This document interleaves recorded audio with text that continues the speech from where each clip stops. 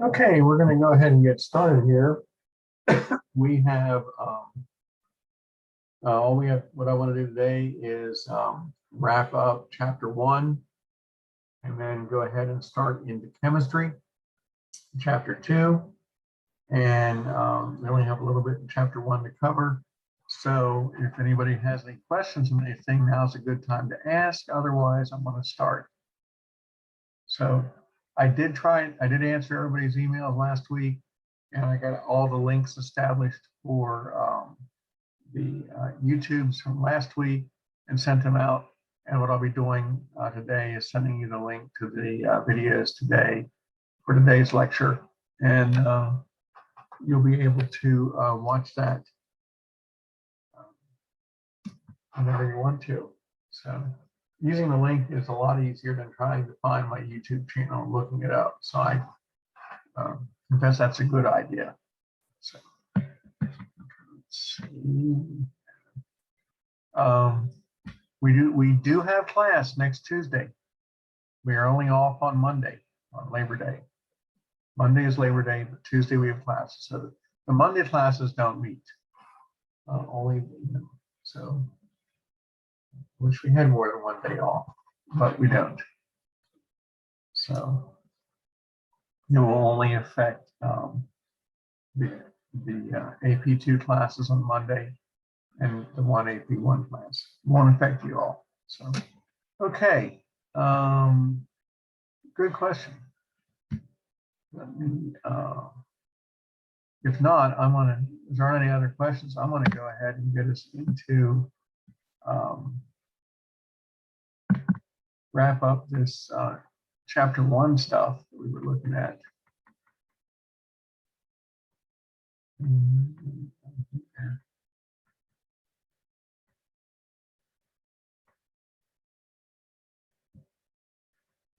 And we were looking at the different body cavities. Well, I'm going to start with body cavities and membranes. It doesn't hurt to review that. So, okay. The human body is organized into body cavities. We have a dorsal body cavity and a ventral body cavity. Dorsal body cavity is on the back side. It contains the brain and the spinal cord in the brain in the cranial cavity and the spinal cord in the vertebral cavity. It is the most protected part of the human body with all that bone around there, but there is no space for flexibility. We'll find in the other body cavities, we have to allow for movement. But we don't want our brain to move. Our brain and our spinal cord are not modal. They don't need to move around. So they are protected. And probably the most protected portion of our body is the cranial cavity and dorsal cavity. The ventral cavity is everything in the front of the body, the belly side. And it has the thoracic cavity, and it has the abdominal cavity and the pelvic cavity. And there is less protection in here, but more mobility because we need it. For example, let's take a look here at this. This illustration, of course, shows you the cranial cavity and the vertebral cavity. We got the vertebrae, the backbone, and the spinal column protecting the spinal cord. That spinal cord is going a little low there. It doesn't go that low. And you have the brain inside the cranial cavity, both strongly protected. Now, on the front side, though, on the belly side, on the ventral surface, we have the thoracic cavity, which is the chest cavity, and it contains the lungs and the heart and the great vessels coming off the heart, as well as it contains the esophagus and the trachea. And we divide that up into smaller cavities within the thoracic cavity. And this area is surrounded by the ribs and the sternum in the front and the vertebral column in the back. So it has a lot of protection, not like the brain and spinal cord does, but it has a lot of protection, but it is very flexible because the lungs have to move. The lungs have to expand and contract 15 times a minute. The heart has to contract 70 times a minute, nonstop, over and over and over again. So we have to have a lot more flexibility in the thoracic cavity than we did in the brain, in the cranial cavity or the vertebral cavity. We still want to be protected. So we got all those ribs over there, and we have the sternum, the breastbone, and we have the vertebral column in the back. So we got a lot of protection, but we're not encased in bone like the brain is. We still have to have some give. Now within the thoracic cavity, we have two cavities that contain the lungs. Each lung is in its own cavity. It's called the pleural cavity. See it right there, the pleural cavity. You have the pericardial cavity underneath or in between the two lungs. The lungs are outlined in purple. The pericardial cavity is sort of a teal, maybe, I don't know, green, not green like the pelvis. Anyway, that's where the heart's located. That's its own separate cavity. The mediastinum is the middle of the thoracic cavity, and within the mediastinum, you also have the esophagus, the trachea, and the as we say, the great blood vessels. So each lung is in its own cavity. The heart is within its own cavity. In the abdominal cavity, you have the abdominal cavity and the pelvic cavity. No protection other than skin and fat and muscle. Blunt force trauma does a real number on the abdominal, on the contents, the viscera in the abdominal cavity. At least the viscera in the thoracic cavity has some protection from the ribs and the sternum. Now let's move on here and take a look at this. This, of course, dorsal body cavity, the brain and spinal cord does not include the nerves. The nerves feeding into the brain, the nerves coming out of the brain, the nerves feeding into the spinal cord, the nerves coming out of the spinal cord, not included in this cavity. Those nerves are generally not protected. So that's okay. Yes, we can, that's their job, is to bring information in or take information out. So let's talk about the ventral cavity now. All the organs in here are called the viscera. Now we tend to think of the viscera as everything below the diaphragm, but the heart and lungs count as the viscera too. And the big divider here, of course, is the diaphragm. The diaphragm runs directly underneath the lungs and the heart. You can find your diaphragm. You can't feel your diaphragm, but you know where it is. If you find the xiphoid process, which is the base of your sternum, your breastbone, there's a little pointy end structure there called the xiphoid process. If you've ever taken CPR classes, you know that's a landmark for you. You know, where you don't put your hands on the xiphoid process. But the xiphoid process, directly below the xiphoid process, immediately below the xiphoid process, is your diaphragm. And if you can trace your xiphoid process and then find that and then trace the ribs, the end of your rib cage, your diaphragm is directly underneath your rib cage. So you know, you can't feel your diaphragm, but you know where it is. And that separates the thoracic cavity from the abdominal, or as they like to say, abdominopelvic cavity. So I never heard that term until I started teaching this class. So there's always abdominal cavity and pelvic cavity, but I digress. So thoracic body cavity has cavities for the lungs. We call them the pleural cavities. Each cavity surrounds a lung. The pericardial cavity surrounds the heart. The mediastinum contains the great vessels. You can see them up in this region here above the heart, the aorta and the superior vena cava and the pulmonary trunk coming up, and you can see the great veins coming down from the brain. And so this is all part of the esophagus and trachea are located in the mediastinum, and that's in the middle of the thoracic cavity.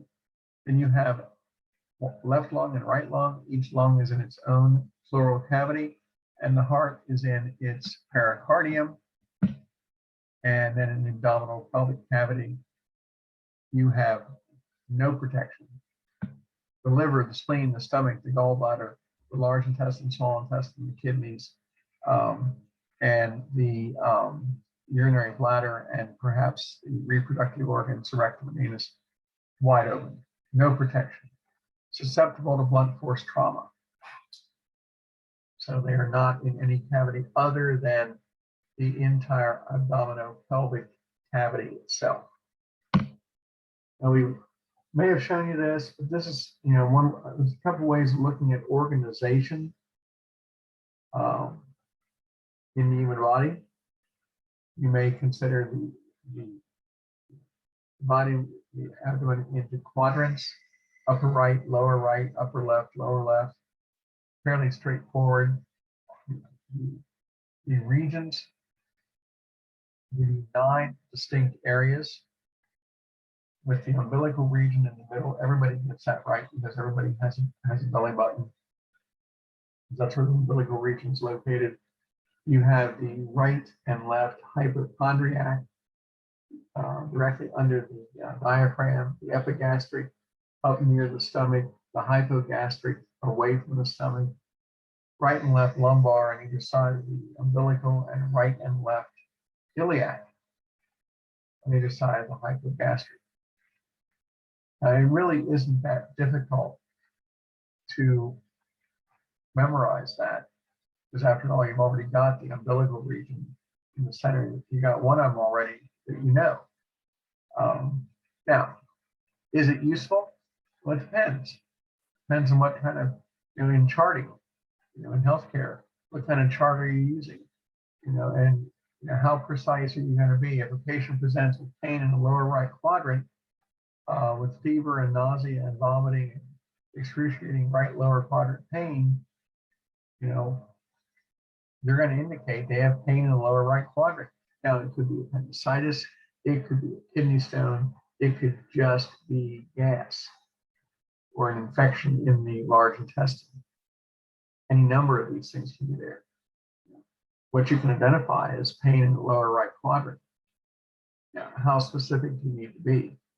The upper portion or lower portion, maybe then you would use the regional approach. Kidney stones. Kidney stones will throw you a curve. Kidney stones can give you pain anywhere on the side, on the flank, or down low. Kidney stone pain and appendicitis pain have often been mistaken because the pain and the side and other symptoms are very similar. Pain in the upper right quadrant. Okay, pain right up under the diaphragm on the right-hand side. You would, logic would dictate that that's probably the gallbladder, because that's, gallbladders become inflamed. They become diseased, they become infected. But so if you have pain in the upper right quadrant, it very well may be the gallbladder, or it could be something else, because the gallbladder has a nasty habit of inflicting its pain behind your right shoulder. You can't always trust the pain. You can point out on, when you're assessing your patient, where they say pain is coming from. You can use this organization, these quadrants and regions, to indicate where pain is showing up or not. But this is never going to be precise, because our body experiences something called referred pain. Pain signals can travel down the same nerve pathways as other parts of the body. Let me try to make that clear. If you've ever heard, of people having a heart attack, having pain down their left arm, it's It's considered a common symptom of a heart attack. Well, the reason that an individual would have pain in their left arm has nothing to do with their heart. The heart doesn't have anything to do with left arm, but the nerve that innervates the heart, the nerve that receives pain from the heart, also has nerve pathways that travel from the arm that pass through it. And the brain interprets that pain as not coming from the heart, but coming from the left arm. Same nerve pathways. Brain interprets it wrong. We use it as a diagnostic tool, saying, oh, pain in the left arm, shortness of breath, nausea, vomiting, possibly a heart attack. Sometimes the left arm hurts because the left arm hurts. So, and that same nerve that innervates the heart also innervates the lower jaw and innervates the lower abdomen too. And it's not unusual for a patient to present with a severe toothache in the mandible, the lower jaw, particularly on the left-hand side. And it's not a toothache. That's their heart attack pain. Our bodies don't play fair as far as telling you where things hurt and what they mean. So what I'm trying to say is always keep a very, very open mind when you're looking at your patient and talking to them. Don't immediately jump to the conclusion, pain in the upper right quadrant has got to be a gallbladder. Well, maybe it is, and maybe it isn't. Maybe they're having a kidney stone. Kidney stone pain can be everywhere. Maybe that they have their nausea and vomiting, fever, and they have pain in the right shoulder, but it's pneumonia. That also has pain up there in the right hand shoulder. And sometimes heart attack pain shows up there too. So this is not this kind of reference areas are not the be all end all of everything. Keep a very open mind. You can you start out broadly and then narrow down. All of these cavities in our bodies, however, are lined with membranes. See, our bodies hate friction, absolutely hate friction. We don't like friction at all. Rub your hands together for a few seconds and feel how hot your skin gets, because that's friction. We don't like that. So we line the walls of the body cavities with membranes to reduce friction. Now, in these cavities, we have two layers of membranes. We have what's known as the parietal serosa or the parietal serous membrane. It's called serosa or serous membrane. And we have the visceral serous membrane. The parietal serous membrane lines the wall of the body cavity, the inside wall. So if you are the pleural cavity where a lung is located, the inside wall of that cavity is lined by the parietal serous membrane. Now, stuck to the surface of the lung in that particular pleural cavity is the visceral membrane, the visceral serosa membrane. So we would say the parietal pleura and the visceral pleura. The parietal pleura lines the inside wall of the pleural cavity. The visceral pleura sticks to the lung. Or the pericardium in the heart, with the parietal pericardium stuck to the inside wall of the pericardial cavity, which is just a big sac surrounding the heart. We have the visceral pericardial membrane stuck to the surface of the heart itself. Parietal and visceral. Visceral is always stuck to the organ. Doesn't matter what it is. Kidney, gallbladder, liver, heart, lung, whatever. Visceral always refers to the organ. So the visceral serous membrane is stuck to the organ. And you can call it the visceral pleura, the visceral pericardium, the visceral peritoneum, because the peritoneum is the lining of the abdominal cavity. The parietal serous membrane lines the inside wall, the inside of the sac, if you will. So the parietal pleura, the lining of the inside cavity, the parietal pericardium, the lining of the inside cavity, the parietal peritoneum, the lining of the abdominal cavity. And in between these two layers is serous fluid. The serous membrane secretes fluid, and the fluid fills the space between the cavities. So these are, there's not a big gap. They're just like real close together with this fluid in between. It's like a jelly sandwich, like a grape jelly sandwich. You know how you spread the grape jelly or whatever your favorite jelly is on two pieces of bread, and you put it together, and the bread can slide a little bit because it's not held in place real tight. But it's stuck together, but it has some flexibility. Where you want flexibility, you're going to have this type of arrangement: a parietal layer, a visceral layer, and the fluid layer in between. Now, serous membrane, if it were on the outside, would be epithelial. Same type of cells. And serous fluid, if it were outside that cavity, like in the mouth, it was called mucus. So there's no difference between mucus and serous fluid, and there's no difference between mucous membrane and serous membrane. They both are designed to lubricate. We don't like friction. So anyway, our internal cavities are going to be lined with a parietal layer on the inside of the cavity, and the visceral layer stuck to the organ, filled with fluid in between. And that fluid works as the lubricant. Here we see, big picture there in the center is the heart.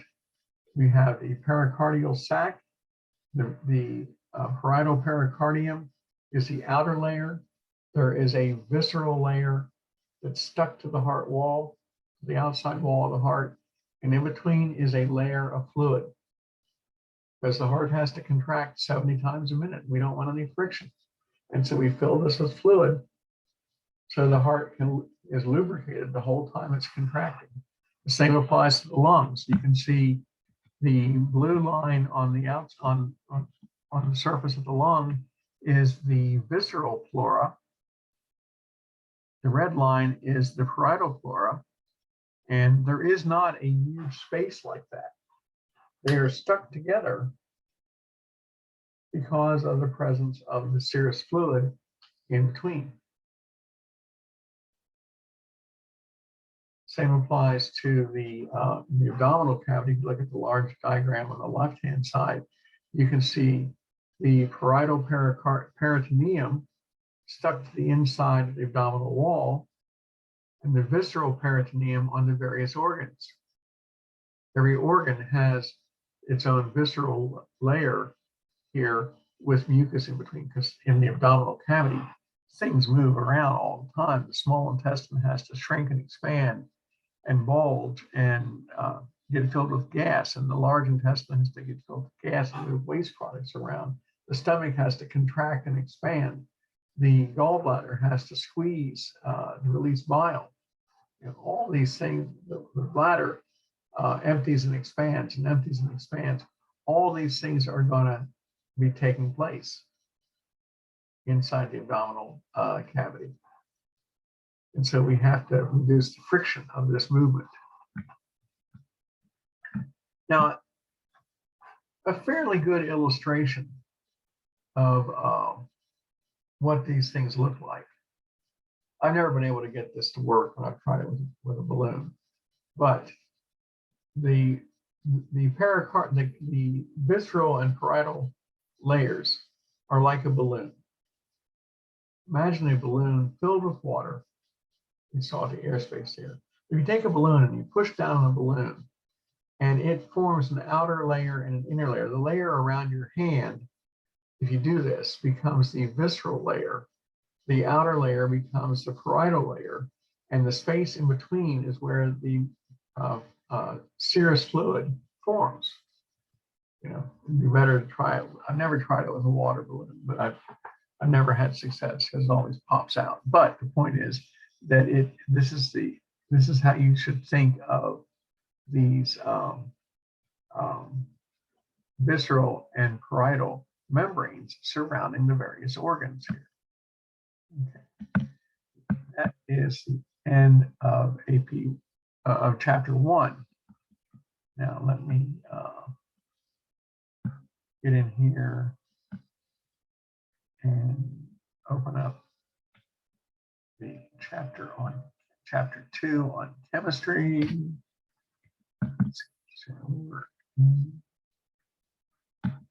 Okay.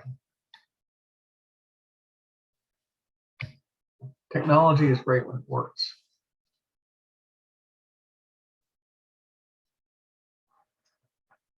So why are we looking at chemistry in A&P? I'm not a chemistry professor. I don't pretend to be. I don't want to be. Not that there's anything wrong with that, as they say, but our bodies have numerous chemical reactions taking place all the time. And we have to understand those chemical reactions. You know, I've told you the example before of why we breathe fast after exercise. You know, when we exercise, we burn up fuel, we burn up carbohydrates to release energy, and when we do that, we give off carbon dioxide. Carbon dioxide combines with water in our blood to form carbonic acid. Carbonic acid makes our blood more acidic. Our brain doesn't detect carbon dioxide. It just detects, you know, how the acid level in our blood. Our brain says, okay, we're getting more acidic thanks to carbon dioxide. Therefore, I got to breathe faster. Doesn't monitor carbon dioxide levels. It monitors acid levels. You know, it's like our brain doesn't monitor water levels. It monitors salt levels. It's easier to monitor salt and then to keep the water level in check. It's easier to monitor acid levels to keep the CO2 in check. Those are chemical reactions. You know, monitoring water levels, monitoring acid levels. Those are chemical reactions that we have to pay attention to. You know, the breakdown of food to release energy is a series of chemical reactions. So we can't get away from it. And we have to understand the chemical reactions taking place in our patients so that we can understand what's working and what's not working. So to start at the beginning of this, then, to understand chemistry, we got to understand matter. Like how I segued into that, you know, I didn't do that good of a job in the first period, but that's okay. Matter. Anything that has mass, bulk, whatever, and takes up space. Matter has mass and takes up space. It's not weight. Weight is the effect of gravity on mass. If you know, the mass you have on Earth is the same mass you'll have in the space station. But you don't have but you're weightless there because you're in a free fall environment. You have no essential weight because the force of gravity is negated. You don't, you know, there is no force of gravity on you in the space station essentially, but your mass is still there. You know, while you can float and you're weightless, you, as I say, still have mass. So, you know, eliminate gravity, we have no weight. Our mass doesn't go away. Now, matter in all of its forms can be seen. It can be smelled. You can smell different gases. You can smell aromas. You can smell odors. You know, those are particles in the air that you're smelling. That's matter. You can feel matter. You can touch solid objects. You can touch liquids. You can, if you were to have a block of dry ice, You can touch, you can touch a gas. Dry ice is nothing but frozen carbon dioxide. You're touching a gas. You don't want to do it for very long because it's so cold it will burn your skin. But you can touch matter in any of its states. You can feel it, smell it, or see it. Matter shows up in 3 states, 3 stages, 3 versions. It can be a solid. If it's a solid, it has a defined shape. We are matter. We have heads and feet and hands and arms and legs. We have a defined shape as a human. We have a specific volume. Our shape and volume usually don't change very much. We have a definite volume. Depending on our body parts, it's not going to change. A solid. If you have a rock has a definite shape and a set volume. If you have a 40-pound rock in your front yard, or if you have a 200-pound rock in your front yard, that's its mass and its weight thanks to gravity. It has a defined shape and a defined volume. You're not going to walk out one day and say, wow, the rock changed its shape and now it looks like a banana. It doesn't do that. Liquids are different now. Let's move over to liquids. Liquids always have a defined volume, whether it's 2 liters or 1 liter or a gallon. Let's go back and forth, English and metric. But consider you go to the store and get a 2-liter bottle of Coke. Inside that bottle is 2 liters of Coke. Now, and right now, and the volume is constant. You pour that out into a series of cups, you still have 2 liters. You knock the bottle over and you spill it on the floor, you still have 2 liters. The volume didn't change. The volume was constant. The shape changed. If you have it in a 2-liter bottle, a 2-liter bottle of Coke, it's shaped like the bottle. You pour it into a series of cups, now it's shaped like the cups. Knock it on the floor, it spreads out on the flat surface of the floor. You want to take it with you on a trip.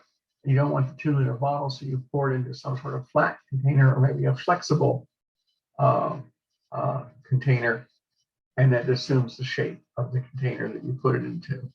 So the shape can change for a liquid, but the volume doesn't. Solids, their shape doesn't change, their volume doesn't change. Liquids, their shape can change, but their volume won't. Gases have the best of both worlds. They can change their shape and they can change their volume. Gases can be compressed. You could take all the air in your room and suck it into a compressor and and put it into a small tank. Everything in a regular 10 by 12 room, you could take it and suck all the air out of the room and have a tank of compressed air that's probably 2 feet high. And that would be all the air in the room. You can compress it. If you can compress it even further, it will go from a gaseous state to a liquid state and maybe even to a frozen state. So gases can change their shape, change their volume. They can expand to fill a room. They can be compressed into a tank. They can be compressed even further. They can go from being spread out to a frozen block. I mean, if you look at dry ice is a classic example. If we ever get back to having classes on the ground in the future, I'm going to use that as an example here. But a block, what dry ice is. You've all probably played with dry ice at some time. Dry ice is nothing but frozen carbon dioxide. You place it out take it out of the freezer, and you place it on the countertop, and it'll start giving off. You'll see it's so cold it causes water to condense in the air around it. Drop it into a beaker of water, and it'll cause it to bubble and foam and release visible water vapor again. it is changing its state. And if you leave it set out long enough, it will go from a solid to a gas. The volume will spread out. It will go from its condensed volume to its dissipated volume. But it's still there. It has just spread out.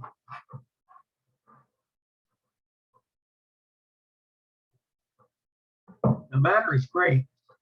Matter has to work with energy. Energy puts matter into motion. Energy is what we use to do things, to get things done, to do work. Energy, a classic, the capacity to do work, to manipulate our environment. So we move matter around. We use energy to pick things up. We use energy to cut the grass. We use energy to build things. We use energy to drive to classes. We use energy to power up our computers, our laptops. We use energy to power our phones and our tablets. We use all types of energy all the time. We power our bodies with energy so that we can do things. So we are doing work. We are manipulating our environment. We are making matter move. The energy in your gas tank is transferred to your engine where it is burnt, and it releases the stored energy into gasoline, and that powers your vehicle to go do something. Now, energy doesn't have any mass. Energy is different than matter. Energy doesn't have mass. Energy doesn't take up any space. When you charge your phone, you plug your phone in at the end of the day, your phone doesn't get heavier. Your phone doesn't get larger. The volume of your phone stays exactly the same. But now you have, instead of saying 1% on the charger, it says 100%. You have been able to increase the amount of stored energy in your phone by charging it. You've added energy to your phone. Now you can do things again. Get up in the morning, your phone, your watch are both recharged and they can do things. And you put energy in there, but your phone isn't any heavier. It isn't any bigger. Your watch isn't any bigger or any heavier because there's no mass to energy and it doesn't take up any more space. However, we do notice that the more work we do, the more energy is used.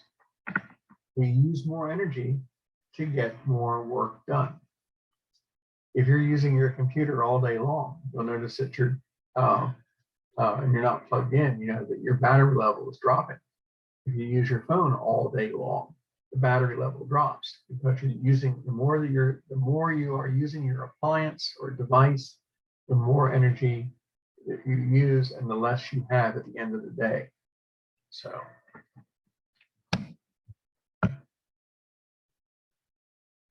energy comes in two types.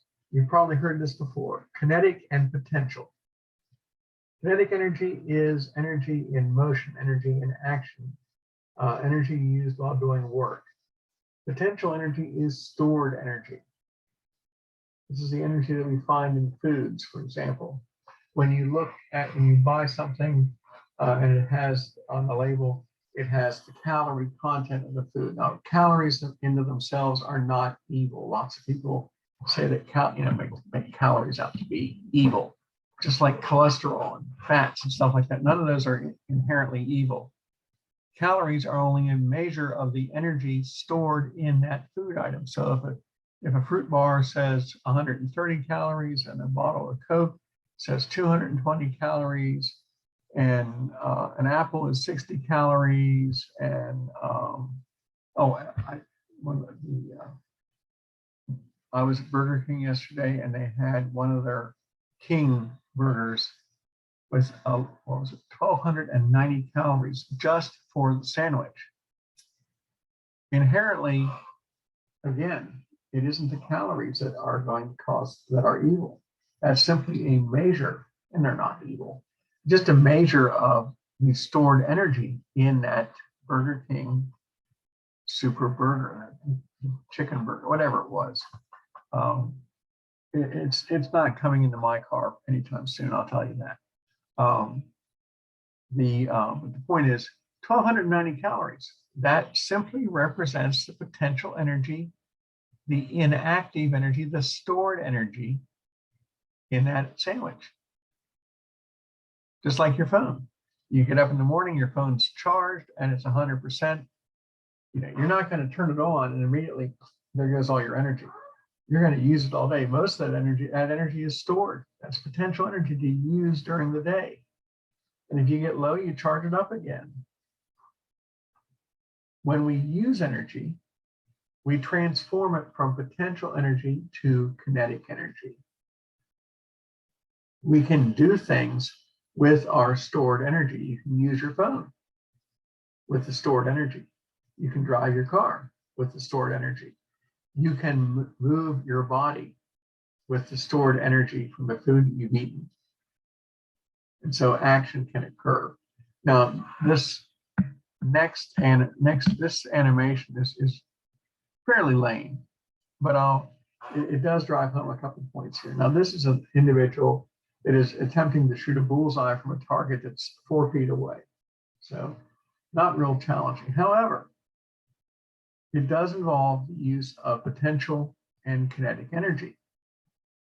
Now, right now, if you ever, shot archery, for example, you know that there is no energy. Right now there is potential energy in the arm of this person. There is no energy being applied to the arrow at all. The arrow has simply been notched in the bowstring. There is no potential energy in the bowstring.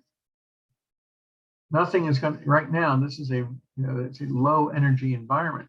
There's no energy in the target either. However, if we get the individual to pull the bowstring back, then that bowstring will now contain potential energy, which can be applied to the arrow. The arrow still doesn't have any potential energy, because if you pull the bowstring back and then the arrow drops off, it happens. The arrow, the arrow's not going to go flying off anywhere. But now we pull the string back,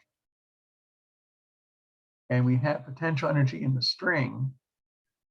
And when he releases the string, that potential energy is transferred to the arrow as kinetic energy, and the arrow can fly through the air and hit the target. Potential energy, which was applied to the string, now is then applied to the arrow and is turned into kinetic energy. One of the problems, though, we encounter when we convert potential energy to kinetic energy is a loss of energy in the form of heat. Now, energy can't be destroyed. Energy can't be made. The amount of energy in the universe is fixed.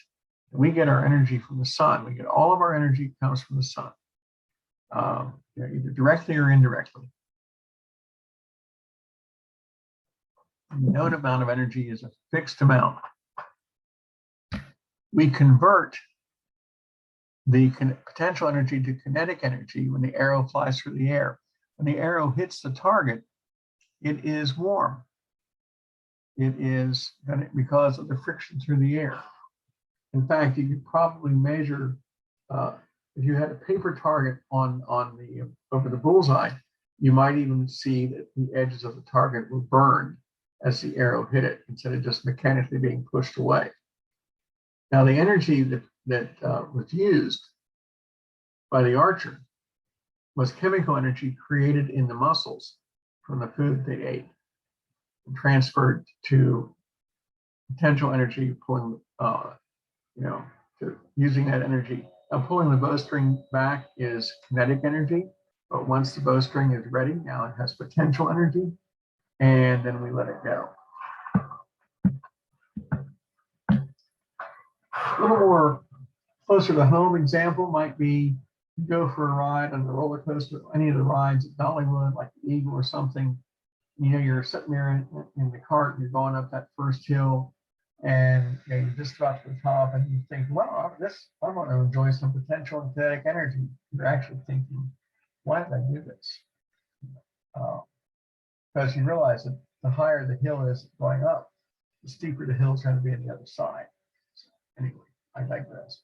So when you go up the first hill on a coaster, you are gaining potential energy. See how the potential energy rises to the top of the hill? You've got to pay that back. You've got to pay that back coming down the other side. So you gain a lot of potential energy, and then that is converted to kinetic energy. And then, as you know, every time potential energy is gained, we use it then as kinetic energy as we go up and down in the loops of the coaster. That's good. Potential energy to kinetic energy. It would be if it wasn't for friction, we'd be completely balanced. But there's friction through the air. There's friction on the rails. You know, so we lose some of that coming off as heat. The heat energy isn't destroyed. We can't use it for anything. So we use our kinetic energy to, we use that to go down the hill, and we apply our potential energy to get to the up, go up again. Theoretically, it's all balanced because what goes in has to match what comes out. And if you take into account the friction, the energy that is lost from heat through friction, it would be balanced. Okay, now we're looking at energy. So we know we have kinetic and potential. Within those categories, we have several different types. We have chemical energy. I alluded to that a little earlier when I talked about the chemical energy in the archer's muscles. Chemical energy is what we get from the food that we eat. The carbohydrates, the fats, the proteins are all held, our chemical structures, substances held together with special bonds that hold energy. And when we break those bonds, we release energy. So chemical energy is when what we can't see it, but when you eat something and it has 150 calories in it, that's chemical energy. That's what's stored in the substances, the molecules, if you will, in the food item, whether it's an apple or a donut, a Whopper or a salad. Doesn't matter. Calories are calories. Stored chemical energy is always stored chemical energy. There's no difference here. Calories are going to be calories. There is no difference between a Whopper calorie and a Southwest salad calorie. A calorie in a salad and a calorie in a Whopper is exactly the same. That's chemical energy. And our bodies use that. They're going to just as easily convert the food that you eat at Burger King as the food that you eat at Holston's or Aubrey's or some, different foods are going to still have the same, are going to have calories in them. The calories are identical. They may be fewer in number, they may be greater in number, but we're going to go after those calories the same way. So that's chemical energy. Electrical energy. Now, what's that got to do with us? Well, I know we use electrical energy to charge our phones and charge our computers and stuff like that. We are electrically charged.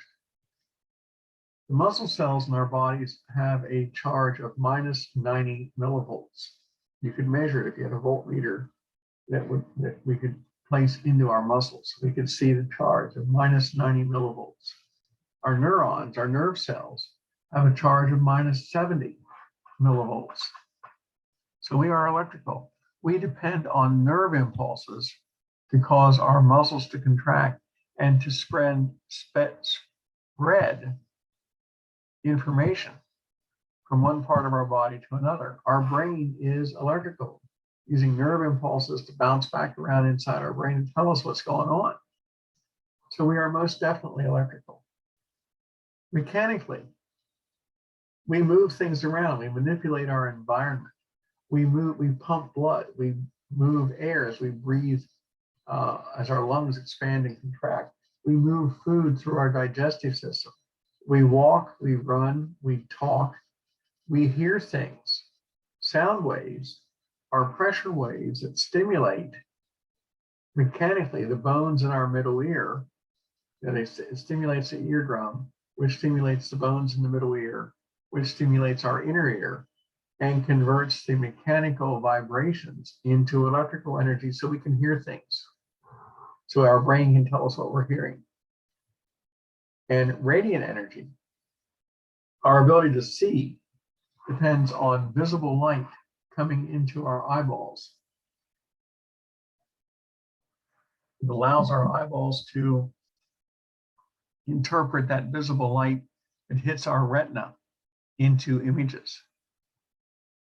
We can detect, we can see things then. We depend on sunlight, which has ultraviolet light in it, to form vitamin D in our skin. We need vitamin D for our bones and our muscles. Heat. We detect radiant heat. If we get too cold, we want to warm up, so we need heat. We give off heat as radiant energy. We use X-rays to take a look inside our bodies, for example. So all these forms here are used or involved with our bodies all the time. So, from an A&P perspective, we use this stuff constantly. And we're always converting from one form to another. Ultimately, we end up with heat. We turn on consider this, turn on a light bulb. You're taking electrical energy and converting it into light energy in the light bulb. However, if you touch the light bulb after a few minutes, the light bulb is usually warm. Might even be hot. The old incandescent bulbs, prior to the use of LEDs, those old bulbs got painfully hot. They were actually hot enough that if you placed paper on top of a light bulb, the paper would ignite. So don't ask me how I know. Anyway, the old bulbs were very, very warm. The LED bulbs still get warm. There is a certain amount of transfer of energy from electrical energy to light energy, but some of it is still lost as heat. Heat energy isn't destroyed because you can't destroy energy. You can't make energy. You can release energy from foods. You can release energy from fuel, but you can't make it. You can't destroy it. Heat energy, the conversion of mechanical energy to heat energy.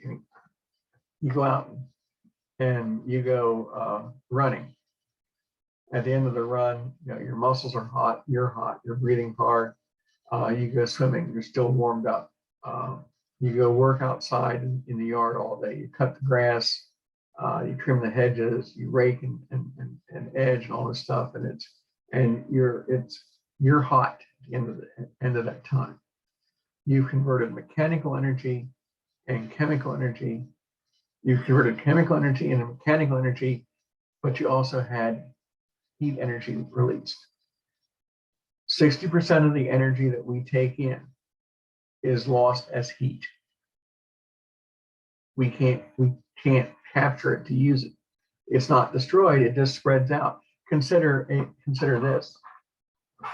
You have a fire pit and you're burning some logs in the fire pit, and that's always nice.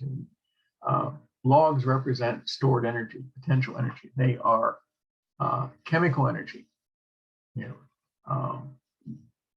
being converted to heat energy and light energy. Now, if you had a fire pit on a cool night You know that the closer you get to the fire pit, the warmer you are. Your front side's warm, the back side's not. The further away you get from the fire pit, you can't feel the heat anymore. Now you can still see the light. Light energy doesn't dissipate as easily as does heat energy. The further away you get from the fire pit, the colder you're going to be, because the heat energy is still there. It just spreads out so rapidly you can't use it. You get closer to it, you can still feel the warmth, you still feel the heat. It's not destroyed, it's just not usable in that form. So, and every time we convert energy from one form to another, we lose the usefulness of some of it as heat.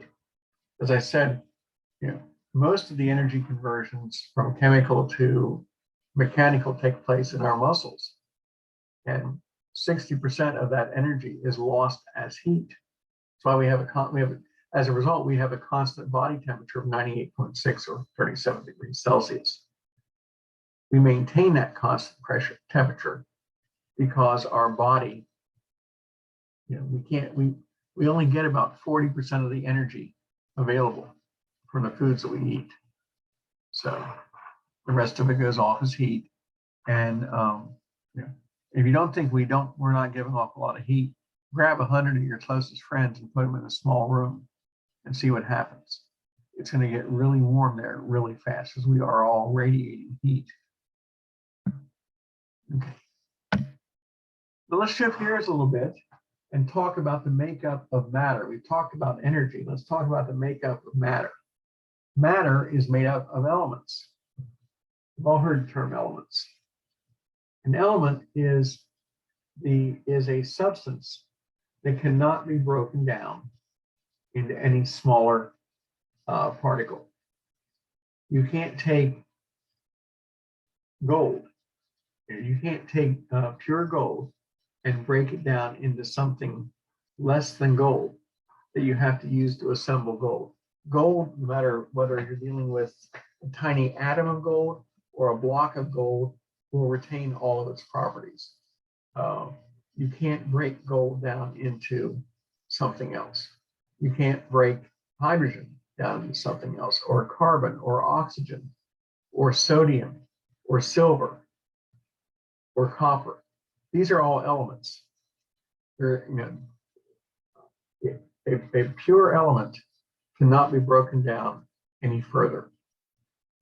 There's nothing to do to it. It's just if you keep trying to break it down, you're going to keep ending up with copper or gold or silver or lead or whatever. You're not going to get it down and break it down into something simpler. In our bodies, there are 4 elements that make up most of us.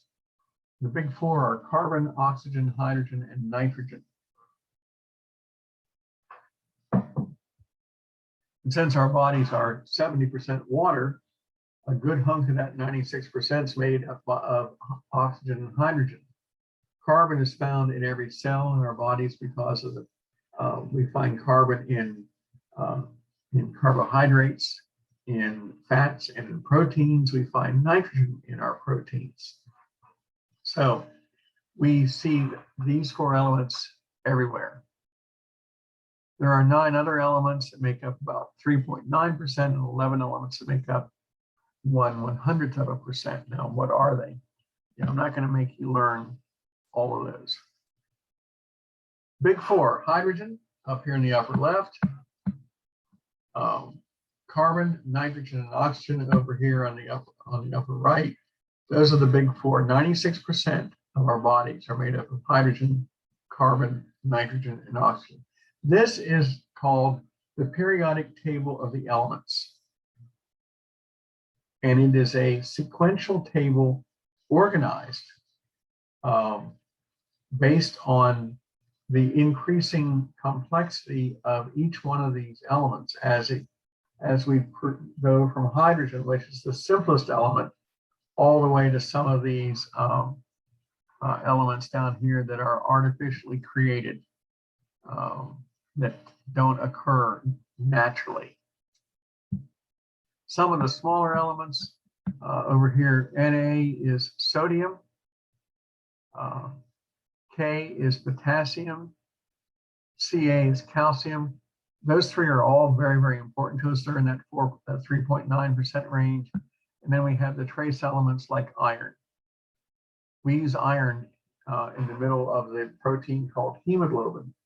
Hemoglobin is found in red blood cells. It's what allows red blood cells to carry oxygen. We have chlorine, as in sodium chloride. Find it in our blood plasma. We have let's see, phosphorus in our bones, along with calcium. So these lesser elements, the big four: hydrogen, carbon, nitrogen, and oxygen, and then we have the other ones that are there but not in very large quantities. Are all necessary for us. We got it. Without iron, we can't carry oxygen. Without calcium, we don't have strong bones. Without phosphorus, we don't have strong bones. Without sodium and potassium, we don't get any muscle contractions or nerve impulses. So if you're an element, and I've shown you the big four of the elements. If you're an element, you are made up of atoms. Every element is made of atoms. Atoms are the smallest particles of an element that still has the properties of that element. An atom of gold retains all the properties of gold. It will melt at gold's melting point. It will boil at gold's boiling point. It has the same appearance, the same luster. It has the same strength as a block of gold does. Every element, every atom of an element has all the properties of that element. An atom of carbon is identical to a block of carbon. An atom of iron is just like a block of iron. Has all the properties of that particular element. Now the atoms are all the same. Atoms are made up of subatomic particles known as protons, neutrons, and electrons. Protons, neutrons, and electrons are identical in every atom. But it is the sequence, the order with which those protons and neutrons and electrons are organized into the individual atoms that give them their special properties. The difference between a carbon atom and a gold atom is based on the arrangement of the protons, neutrons, and electrons. The parts are all the same. It's just how you put them together. I mean, think about a building. You use brick and stone to build a building. Bricks all look the same. They're red mostly, and they're about 8 inches long, about 4 inches across. And then you have concrete blocks, and so concrete blocks all look the same. They have two big openings in the middle, and they're about 1 foot long and about 8 inches wide or whatever. You can take brick and block and build a house of any shape, but yet they're still made of brick and block. If you build a 3-story house or a 1-story house, you build a ranch house or a farmhouse structure, 1 story or 2 stories, it doesn't matter. The building blocks didn't change. The bricks and blocks are exactly the same. It's just how you organize them. It gives the house its distinctive shape. And the same thing applies to the elements. The atoms, the parts of the atoms are identical. It's how you put them together. It is the atoms that give each element its unique property. Why is gold so durable? Why is hydrogen so flammable? Why is carbon so reactive with other atoms? It's how the atoms are put together. Now, if we look at the periodic table, we would see that we have little abbreviations on there for the various atoms or various elements. You know, O for oxygen, that's easy. C for carbon, N for nitrogen, H for hydrogen. What about, why did I call sodium, why did I point at Na for sodium and K for potassium? Well, Na is the old Latin term for sodium, natrium. And so that term stuck. And when the periodic table was developed in the 1850s, the Latin term was still used. It still is today, Na for sodium. We don't call it natrium, we call it sodium, but the abbreviation is still Na. K, same thing, kalium is the old Latin term for potassium. So we use K as the shorthand. We go back here and look at the periodic table. You can see over here on the left-hand side, there's sodium right up there, third one down, and potassium right underneath it. The old term for sodium, the abbreviation still exists. Over here, why do we, why is silver Ag? Why is gold Au? Why is lead Pb? Some of these don't make, aren't clear. Now helium He, that makes perfect sense. Neon, you can see how that abbreviation would work. Copper, Cu, makes sense, sort of. Ni is nickel. Cr is chromium. Some of these make real good sense, and some don't. Cd is cadmium. Some of these are work for us, and some don't, as far as abbreviations go. But that's just the ones that we're going to use: carbon, hydrogen, oxygen, nitrogen, sodium, potassium, calcium. Those are the ones that we're going to pay the closest attention to in our in A&P.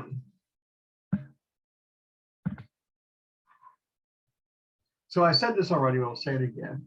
Atoms are made up of protons, neutrons, and electrons. These are the subatomic particles. The arrangement of the subatomic particles determines what element the atom is going to be. Now, if all protons are identical, all protons carry a positive charge.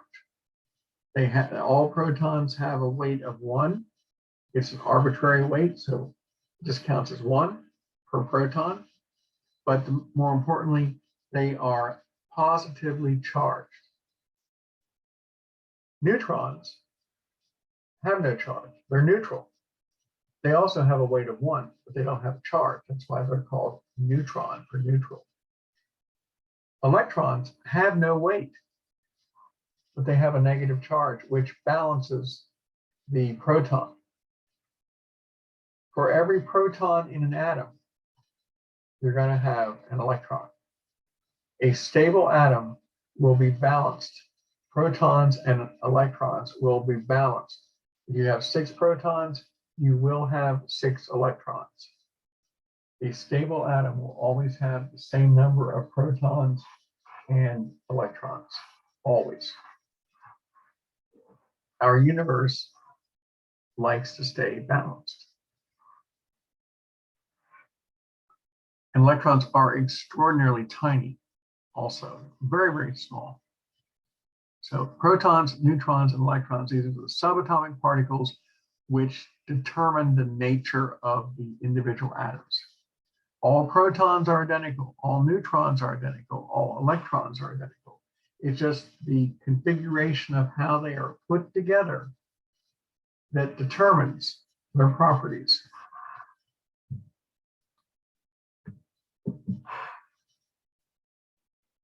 See, different elements are going to have different subatomic particles. Hydrogen has 1 proton. That means it will have 1 electron. If you stumble across an atom with 1 proton and 1 electron, it's hydrogen. Helium has 2 protons. 2 protons, 2 neutrons, and 2 electrons. The neutrons have nothing to do with the protons and electrons as far as the number. But if you have 2 protons, you will have to have 2 electrons. Lithium has 3 protons. It has 3 electrons also, but it has 4 neutrons. So there is no relationship between the number of protons and electrons and neutrons. Protons and electrons, yes. Protons and electrons are balanced. If you have 2 protons, you have 2 electrons. If you have 6 protons, you got 6 electrons. If you got 40 protons, you have 40 electrons. There's nothing about the neutrons that have to be a set number in here.